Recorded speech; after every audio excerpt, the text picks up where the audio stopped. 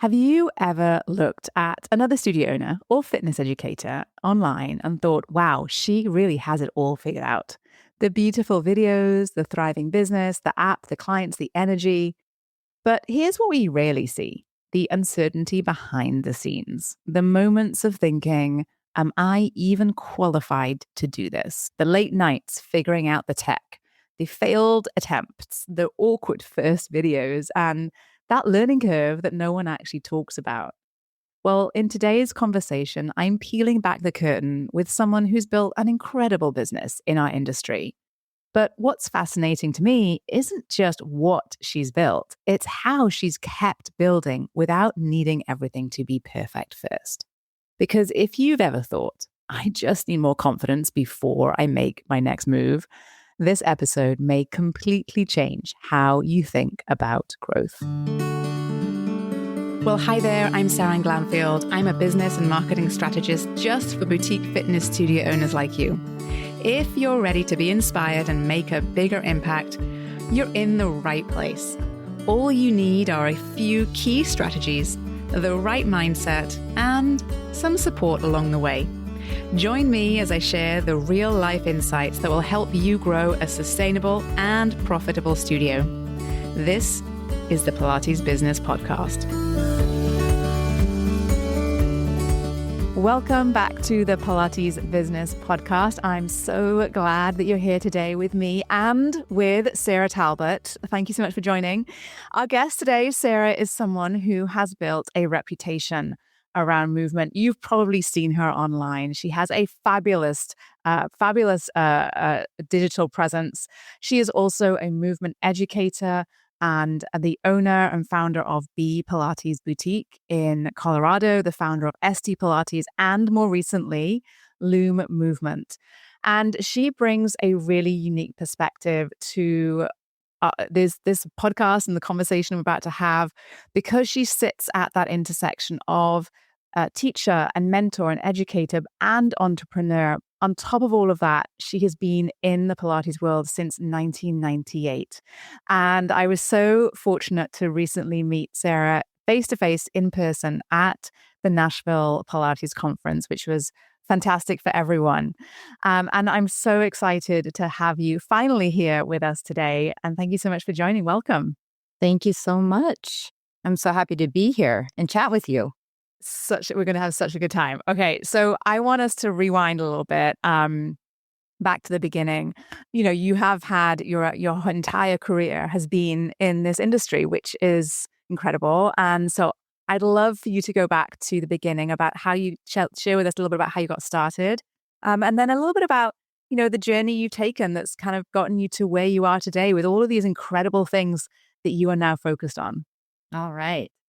Well, from the very beginning, I studied kinesiology up at CU Boulder in college. And when I graduated, I was like, okay, what am I going to do now?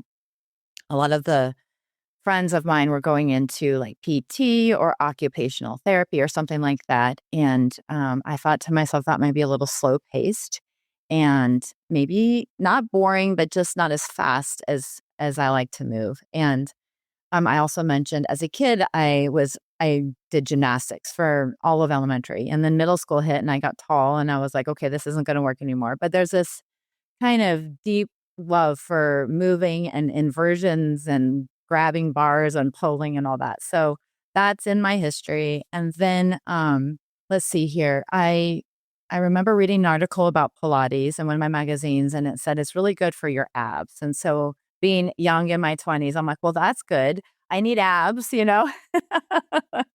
And at that time, I was a pretty serious runner. I did my first marathon when I was 19. Wow. Yeah. I also am now an avid cyclist. So I knew I needed something to help balance out my body. I actually run on the tight side. I was never a dancer or trained that way. And so flexibility has always been something I'm after. And I always am like, if I were to, like, back in the day, compare myself more, like, oh my gosh, I can't even do the splits and I cannot do the splits, but I still try. And so anyway, I realized this is very good for my body. I do have a little scoliosis. And so learning about that too, I didn't realize I had it until later in life, and I realize it's just enough to mess with me is what I call it. I don't have this very significant curve, but enough that like rolling like a ball, I'm always going off to the side or something like that. So I figured that out. But anyway, where I worked in an athletic club, and I had 3 jobs, and with my background, they let me start at the athletic club teaching Pilates, and I really knew nothing. And I had a teacher that helped me, and she just taught me the choreography and the machines. I'm like, okay, this is great. I really know I don't know what I'm doing. I knew enough to not hurt somebody with my background, but I'm like, I have no idea what this is. And so I took it upon myself to get certified. And so I sought out Peak Pilates because it's in Denver, Colorado. There's also the Pilates Center, which I would love to have done, but I was working so much, they required a lot more time up in Boulder. I should have done it maybe back when I was in college. But so I was working and I needed to do something on the weekends. And I brought Peak Pilates to our staff at Greenwood. Everyone got certified. Yeah. And I was telling you earlier, I love to look back at this. My first rate for a Pilates private was $45. And so we had these little chits, and you'd write down the rate and they would sign and all that. So looking back, I'm thinking, oh my gosh, $45. That's a good beginning. And this was back in like 1998. And then so we went through the certification. I got married. I had kids. And when my kids were little, I asked Colleen if I could become a teacher trainer because I really liked the idea and the organization of Peak Pilates, how they presented the material. And at first she was like, I don't know. And then I kept bugging her and she's like, okay, let's do it. So I went through the teacher training program and hosted quite a few trainings at Greenwood Athletic Club and still run into the people there. And it just brings me so much joy, not just to teach my clients, but teaching a teacher how to teach Pilates. That's like one of my favorite things. So that happened for many years. And I was also at that point the director of the Pilates studio, which meant I was on a management team. So I got a lot of experience on running a budget, hiring instructors. I think at one point I had 17 instructors on board, and very familiar with that whole dynamic. Ordering equipment. I built that studio up. They actually did a really nice add-on to the gym just for Pilates. So it was one of the first athletic clubs that really took Pilates seriously, which I feel so proud of. And it still goes today. And then more recently, I decided, okay, this was right before COVID. My husband is also in the fitness industry. He's a personal trainer. So he's a strength coach. And we both worked at the athletic club together. So we reached this point in our lives where we wanted to do something different. So he actually kind of jumped first. And then I'm like, well, I can't be here alone. So I jumped. And now it's a unique situation where I have a Pilates studio called B Pilates. And then neighboring it, it's like a suite. There's Viking Power Elite where you can go strength training. So we share a lot of clients. And, I remember making that jump. I went in on like a Monday. We moved the equipment. We had very few pieces. I had this little office and I just sat there thinking, is anybody going to come? Am I going to have any clients? Is this going to work? I had no idea, but I just took the risk thinking I'll just do it one thing at a time, one step at a time, trying to build this business up. And then COVID happened. And Kelly and I have a business partner, Kelly Gilbranson, and we just texted each other. And I started actually a YouTube. Now I'm thinking about this. And I did free classes, I think 2 days a week. I would be like beginner mat, intermediate mat, advanced mat. And I just get on my floor in this room and record those. I knew nothing about Instagram or YouTube or any of that stuff. So I just kind of figured it out through trial and error, started the Instagram account, and then developed this website, stpilates.com. And I was like, this is great. I like to write. So I would write blogs and this and that. And I thought, okay, I think people really want to do, I've had feedback that an app would be nice. So that was my last journey, is the development of this app called Lume Movement. Yeah. Amazing. So you've really, done it all, right? You have worked in a fitness, an athletic facility. You have um, taught other teachers how to teach. You have opened your own studio. You've built an online presence, a pretty significant online presence. And now, and you had the on demand with ST Pilates, and now you have the app as well. So you have had your hands in a lot of different parts along the way, right? And today you still bridge a lot of different, you're still in all of that, right? You're I'm still still in teaching. all of that. Yes, I'm Yeah. still teaching teachers. I still have instructors at the studio that work at our studio. And I'm also still raising 3 kids. I have 2 daughters and a son, and he's still in high school. He just had his last day of sophomore year Oh yesterday. my goodness. And Yeah. my daughter's home she just finished her freshman year in college. And then I had one that just graduated college. So I think one of the hardest parts and best parts is mixing this work life with being a parent. So, Okay, yeah. well, I want to talk a little bit about that, and then I will come back to talking about some of these other some of the other pieces. But how did over the course, you obviously you had your children as you were building and growing your business and various parts of your business. What do you and now your kids are okay, they're not gone, but they're older, and probably you have the ability to sort of reflect now on what went well, and what would you say were some of the things that you learned along the way that, if you could do it again, you'd go and do again? Being a mom and working and all that. I reflect on that a lot. I chose working at an athletic club because they had a kids club. And so I would check in on my kids between sessions. They were in strollers and cribs. They even slept in the short long box, but upside down. That's been a crib before. That's So I amazing. never felt away from my children.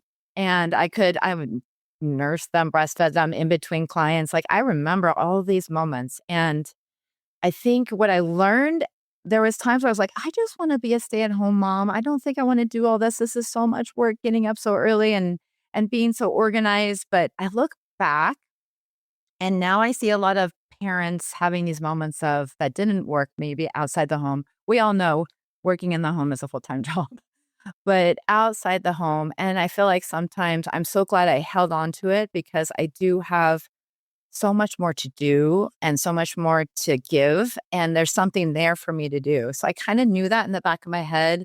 I'm a worker bee. And if I didn't have that, it would be probably even harder for me now. But part of the reason I developed the app too is to scale back maybe a little bit of my teaching hours. I work quite a bit. And recently I've taken Thursdays off. I don't go into the studio at all. And I'm so grateful I did that. So I have some time to work on other things and also travel to visit my kids. So one of my oldest lives in Nashville, hence you can see guitars in the back. Yes, look at She's in the this. singer-songwriting industry and she's staying. And so I'm thinking long term, how do I create something for myself with more passive income, something that I'm passionate about because I really believe in what I'm doing, and then also have a brick and mortar studio where I get to see people in person. Yeah.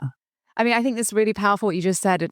You're thinking ahead and you're thinking about how can I make that happen? And I think that's a really, thank you for sharing that because I believe that we do have a lot of power in ourselves to make, to reach beyond what we might see as being in front of us and design what we want to have when it comes to our business and what we want to be doing in our business. And so I think you've shown how that is very possible with what you've built and what you're building right now. So that's great. Thank you for sharing that. Switch gears now because you have managed to conquer both the in-person studio world with clients and teaching teachers, as well as conquer the digital fitness world as well, not just once, but twice, maybe even more times over than that, because you have a really strong presence across many, many platforms, as well as you building out your kind of first and then sort of the next version 2, perhaps with the app with Lume, in terms of having an on-demand platform. So Tell us a little bit about what happens behind the scenes, because I think that oftentimes when we see platforms like what you have created, you make it look it's so beautiful, and it looks like it's something that you can just perhaps do on the side. And so tell us, and I know you're laughing, but tell us a little bit about what really goes into. Let's maybe tell us a little bit about Lume, how you develop that, and really what goes on behind the scenes to making that really come to life. Yeah. So I think the biggest challenge is probably figuring out. I mean, I'll talk the technical end. If we're talking about Instagram, I mean, I really started as a rookie and just did trial and error. And some of the things I wanted people to like, they didn't like. And then the things that they did like, I had to pay attention to. So, for example, Fitball. The Fitball is always a popular thing that I do. So I'm thinking, well, this is what people like, let's keep doing it. And actually during COVID, I had a football here and I was like, how do I do reformer on the football or mat on the football? And way back in the day, the Pilates Style magazine had Kevin Bowen and myself in an article with the football. So that's one prop that I use. It's not traditional classical Pilates. I realize that. But I also know not everyone has this equipment. So I am thinking, how do I get anybody to get off the couch and move and have the smallest of props or have everything? So that's why I also thought, okay, is there enough people out there that have reformers at home? Because on my app, I include not just the mat. I have recorded every reformer, every chair, every Cadillac from beginner to intermediate. So that is included in this Lume movement app. But how do I do it? I usually finish a long day of teaching. And then I had this little cute wall built recently with the mountains. It looks like the Colorado mountains to me. And so having a nice simple backdrop. And then I use that for most of my filming. Sometimes I'll film. I have a little studio at home too, because I still do some Zooms. I also had to get over my perfectionistic personality. I always joke that I'm a recovering perfectionist. And so now I just call it, I'm very detail oriented, but there's times now where I just put it on there and it's not perfect. And I'm okay with that. Like, I think people really hold back when they feel like it has to be so perfect. And so I think starting with just something and then refining as you keep going and keep showing up, then you kind of figure out what's working, what isn't. Then there's different apps that help, at least with Instagram, with the filming. The new thing I'm doing is just using my iPhone. For a while, I was setting up a camera and then, taking it from the disk to my computer. And it was taking so long. I'm like, this is brutal. So just finding the time to record the workouts and not mess up too much and then upload them. So I think the app has also been a really great way for me to do it because it's an easier process. So I'm also doing live. So every Tuesday at 9:15, I do a 40-minute live mat class, and then that also goes onto the app. So it is hard to find the time to sit down and film and then also teach in the studio. So I think if you just set small goals and like, okay, for my Instagram, it takes me about 7 minutes. I set up my thing, 7 minutes.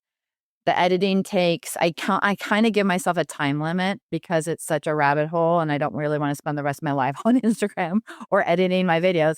So I try to make it as quick as I can. And I think just trial and error, I have figured out the apps that work. And I just really the other thing I would say is I really try to listen to the audience and what people want. And I'm not using this platform as a means to say, look at what I can do, look at me, look at who I am. It's more about, hey, do you want to feel better? Do you want your back to feel better? I struggle with hamstring issues too. How about you? What if we try these exercises? So I'm hoping that's how I come across versus like it's a Sara Talbert show. Yeah, I think when you're online, there is an element of people will feel like they need a connection with you, right? That's And great. very quickly, people you attract the people who with the energy that you're putting out there into the world for sure. And so I do think that you've built that incredible following because of that, right? Because of that. Thank And you. time again, I think we see that. I see that, as I study this and I observe this about a lot of people in our industry. And it is always the way that those who care about delivering great value, no matter where you're at, you always bring that energy back to you for sure. Fundamentals right there for sure. No, thank you. So you've bridged a lot of different kind of parts of a business together. And today you'll still have your hands in all of those different pieces.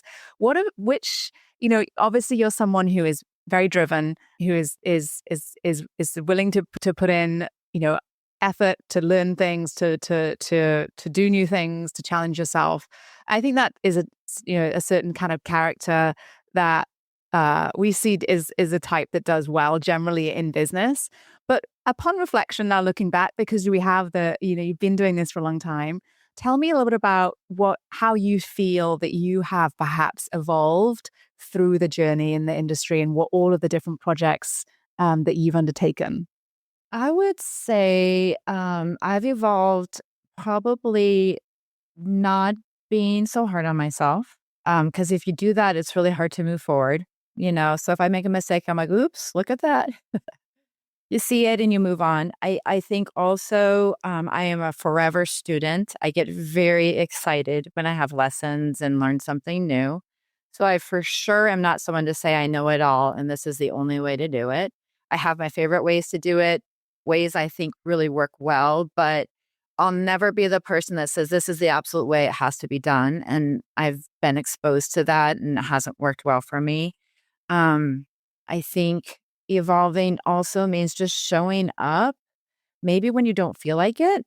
Sometimes your mood will change. And then especially when you really do feel like it, if you're inspired, really show up and make sure you kind of document that moment. We talked a little bit about my lessons with Sonjay. That really keeps me going. If I didn't have that or take a little bit of time for myself, you could easily get burnt out. There's a lot of stories about being burned out and just like, oh, the same thing over and over. It can feel that way in this job. You show up at 8 and you leave at 4 and you're teaching classical Pilates. And a lot of people are worried about that repetition and the consistency, but really that's what I believe helps you succeed, doing the same things over and over and not having it change too much. So tell me a little bit about your practice. You mentioned Sonjay. Yes. So this is funny. When I was at Greenwood, I would teach, and I think I was just really busy. I had the kids, they were younger. I would teach. And I thought for sure just teaching and saying the words that it was kind of like doing it. But it was not. And so I honestly started filming myself for Instagram. I was like, wow, I look a little different than what I thought I felt like I looked. And so I used to actually be embarrassed to film myself and hit the record button. I actually would get nervous and be like, get on the mat and then look at myself. I mean, that was a whole journey too, getting used to. I thought it was kind of like a narcissistic tendency to like, who sits and watches themselves on a video? But I'm way past even worrying about that. And I almost use it too to like, oh, look at your left side. Or I just see things in my own body. So I see her 2 days a week. So on Monday, we do an equipment class. And then on Tuesday, I actually do a lot of exercise on Tuesdays, but I take her mat class. So when I went and saw her, she invited me in on this group. And I'm like, this is awesome. So she sits and watches everybody and gives you your corrections. And I always call Sonjay a truth teller. There's just no holding back. And I love it. You can get your feelings hurt sometimes if like someone's telling you exactly what to do, but I love it. So I eat that up. And then I have a couple Zooms where I do it with them. And then I have that mat class that I'm now offering on my app. So I move a lot. I do Pilates probably 4 days a week. And then when I'm filming, it's usually after I'm done and I just get on my mat and just say, where am I going today? Like, what do I feel like doing? And so it's kind of just different kind of movement. But, and then I do other I strength train and I also bike. So I do move a lot. Yeah. You mentioned you were very into cycling as well. Yeah. And you've been a lifelong mover for sure. But for a while, I guess what I was saying too was I like to share in my passion of, teaching isn't the same as doing. And I've always done Pilates, but I wasn't on a really great schedule. And cycling and all that really tightens you up. And one day I was watching myself on an Instagram thing and I was like, oh my gosh, I'm really tight. I think I need to up my game. So I always have these moments of truth with myself. Like, Sarah, you need to be taught more. You need to be the student. And so I've always gone to the workshops and stuff, but like it's that weekly, daily practice. So Yeah, absolutely. and I Absolutely. feel like I've made some great changes. So I'm kind of proud of That's myself there. awesome. Yeah, amazing. I love Yeah. that feeling. That's a great feeling to have. Um, so tell us a little bit about when you look back, we've talked about the good. Is there moments where you perhaps sort of was struggled, or was there a hard time, or was there a moment where you thought, oh, I don't know, am I on the right track? Can you talk a little bit about one of those moments? Taking risk, leaving a job of 20 years and opening something that was really a hard time. Not knowing if it would work, taking the risk to developing an app. You ask yourself, what is it called when you feel like you're kind of not like a fake person? There's a name for it. What's it called? Imposter syndrome. Yes, The imposter a little syndrome. bit of that. Who doesn't have Yeah. that? Do I belong on this platform? Is there, do I have real? I know I do, but you have moments of self-doubt. So definitely that can be hard. The schedule's not easy. I start at 6:20 on Tuesdays, and would I like to sleep in? Maybe. Would I, there's a lot of other things, but like I say, half being consistent and just showing up is where it's at, and doing the things most people aren't willing to do, I think. So I think the struggle is just that I think there was an article the other day about a doctor wanting to become a Pilates mom, they called it. And I thought, what is that? And not a Pilates instructor, because at first I was thinking that, like, hey, I get up early too.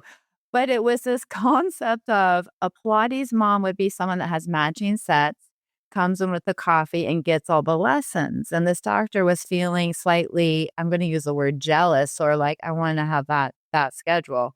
Then the article goes on to how she started carving out more time for herself and doing more Pilates. So she felt more like that. But I think the hard thing can feel like, do I have enough time for myself? Right. Yeah, for sure. The balance and the juggle. And it's a bit like we always say balance, and we always think it's something that we are trying to attain that is then static, but it's not, right? You're constantly shifting depending upon your, every day of the week is all different. The way that you're feeling, what you have going on, all of the other hats that you're wearing. And yeah, you're constantly shifting that for sure. Tell us a little about Lume, because it's relatively new to your world, and tell us a little about, you mentioned you wanted to have the app. Tell us a little about what that looks like and what's on the app. What's on the app? So the app is really cool. I have workouts where you can easily select what you need. So if you just want to do mat, I have it. They're called tags or filters. So you can do 20-minute workout and find it quickly, or a 30 to 40-minute workout. I have props so you can search. It's searchable, which I really liked. I didn't feel like my website was searchable enough. It also has a chat, so that I'm starting to kick into gear so I can communicate and create a community of like-minded people. So I'm hoping people start chatting. And then I also love to write, so I'll be continuing to post articles. One of my articles is, because I get this question all the time, what is it like to work with a personal trainer? My husband's very handsome, very cute, and he has a lot of female clients. So I wrote an article about that. So I get a lot of different questions, and it may not be like on the mat related, but just industry related. So I like to write. So it's called news. It's not a blog. It's called news in the Lume app. And then recipes. So I do love time in the kitchen. I like simple, quick things because we are busy, and healthy food. I turned 50. I'm now 51, and really try to change my diet to help build my muscle, keep my muscle.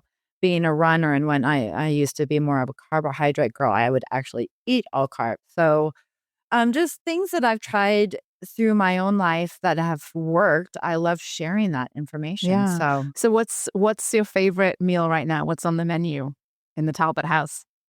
Don't laugh because this is not protein, but sourdough English muffins. Oh, I've learned to do it. they So I have sound that every amazing. morning with protein. But so yeah, I have that recipe on. And my girls have learned to make sourdough. And gosh, I go into the regular grocery store in the bread aisle. There's like a smell to me. And I'm like, this smells like preservatives. Like, how can you Right, eat this? You know, right, when you right, start right. making your own bread. So Yep. I know that's very trendy right now, but I've always had an English muffin every morning. So I learned to make it myself. That's awesome. Yeah. Amazing, amazing. Mm-hmm.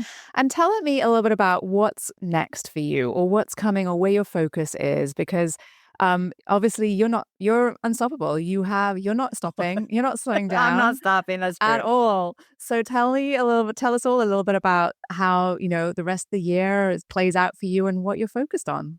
Well, I'll share a little of the hard fact stuff. I'm working on the app. I have a goal for so many subscribers. I'm still trying to figure out, is that what they're called? Subscribers? On Instagram is friends or Friends, followers, members, followers, members. yeah. What So are those we? that where I'm like, what are my people called? My friends. Continue to with my teaching when we were at that conference in the studio. I don't want to take up too much time, but I had one moment that was kind of like a huge light bulb went on in my head of teaching is really looking and observing before correcting, continuing to do that. And I see corrections right away, but do I want to just start with that or should I see the movement for a while? Also, I don't know if you remember this lesson, but Miguel had a person who had never done Pilates come on to the Yes. reformer.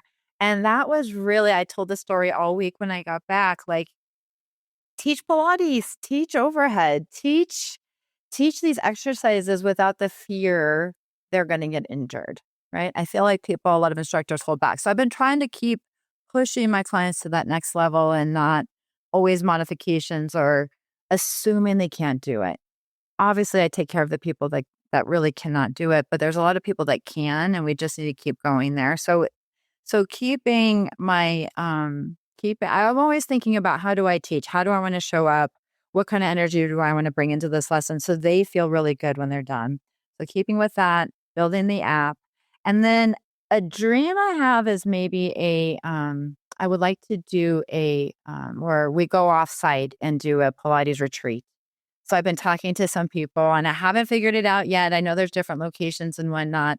And so that is on my radar as a goal, which is a little different than the app. But those are the things I'm working on. Yeah. I love it all. All good things. All good Yes. things. All good Yes. And things. also I would just say just putting myself out there and not being afraid or not having everyone probably has some self-doubt, but not listening to that. Like, well, how would you do the retreat? That's impossible. Instead of saying, well, how am I going to make this happen? Where am I going to go? Who would go? All these questions, but just keep pushing towards that goal.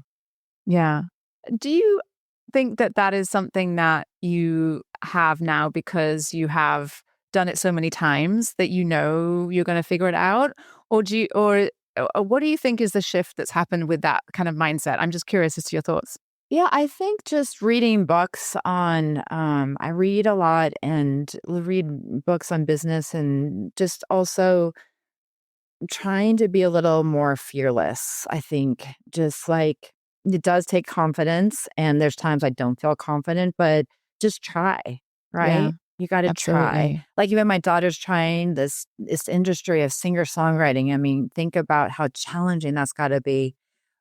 But if you don't try, no one will know you're there. There's another example I use. I also sell clothing. My mom had a clothing store. So I go with her to Dallas and I sell leggings, just a very small little thing. But it's really fun for me because I love clothing.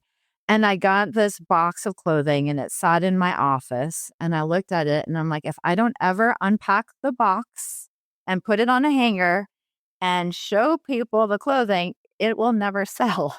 So I sometimes feel like people get stuck in a box. They have these ideas and these goals and dreams, but they never cut the box open, take the stuff out and put it out there. And so I think that's the hardest part is you have a goal, and then what are you going to do to just put it out there? That's where you'll learn what they like or do not like, but you still have to put those clothes on the rack. So I think that's a good analogy. If you're trying to start something, it's so scary. Like I think about teachers learning to teach the first words. It's terrifying, of telling people what to do. But if you don't do it a couple of times, it's just never going to happen. So you just have to keep trying, right? That's right. Hmm. Absolutely. Yeah. Absolutely. Well, Sarah, this was so wonderful. I loved hearing and getting to know you a little bit more and hearing all about your journey in this industry. And thank you so much for coming on and being so open and honest with your story. I appreciate it. Thank you so much for having me. It was a pleasure. And if folks want to learn a little bit more about Lume and you, where is the best place for them to find you? That's a great question. So I have a landing page, Lume Movement. And there right now we have a Lume 20 discount code going on. So if you wanted to use that discount code, you would sign up on a landing page. So you just need your email and create a password. Then download the app from the Apple Store, and it'll be a little less expensive with that discount code you used on the landing page. And then I think the first 7 days are free before you pay. So you can take a look at what there is to offer. And I'm always telling myself, just keep putting stuff out there. This is new. I'm learning too. And I'll be adding like specific workouts for specific needs the more I hear from my people. So that would be the best way to do it. Yeah. Awesome. I'm going to link to Yeah. all of that in the show notes as well, you guys, so you can always click there. Fantastic. Thanks so much, Sarah. Thank you so much. I appreciate you. You too. I hope this was helpful to you as you go about building your boutique fitness studio business. And if you enjoyed this conversation today, I would absolutely love it if you could take a quick minute, go to wherever you're listening to this and rate and review this podcast. It would mean a ton to me, but also help to get this conversation out there to our community so that more teachers and business owners just like you can feel encouraged and supported on their journey in our industry. Did you love this episode and want more? Head to spring3.com and check out my free resources that will help you run a profitable and fulfilling studio business. And before you go, one last reminder, there is no one way to do what you do, only your way. So whatever it is that you want to do, create, or offer, you've got this. Thanks again for joining me today and have a wonderful rest of your day.